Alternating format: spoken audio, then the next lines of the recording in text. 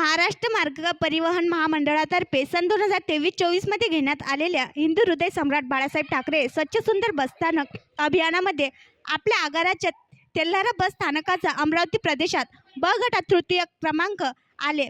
आज दिनांक 17 ऑगस्ट भंडारा येथे आयोजित बक्षीस वितरण समारंभात आगार व्यवस्थापक मिथुन शर्मा यांची बक्षीस आणि धनादेश रक्कम 1.5 लाख रुपये देण्यात आले।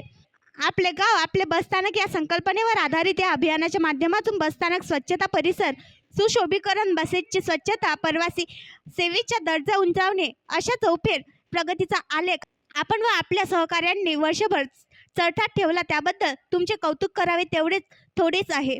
भविष्यात अशा प्रकारे सेवेचा दर्जा उंचावण्यासाठी जे प्रयत्न असे काय तेथे प्रयत्न आपल्याकडून सातत्याने घडत राहतील अशी अपेक्षा करतो। मिथुन शर्मा, आगार व्यवस्थापक तेल्हारा, तसेच तेल्हारा आगारातील सर्व कर्मचाऱ्यांचे अभिनंदन सुद्धा त्यांनी केले।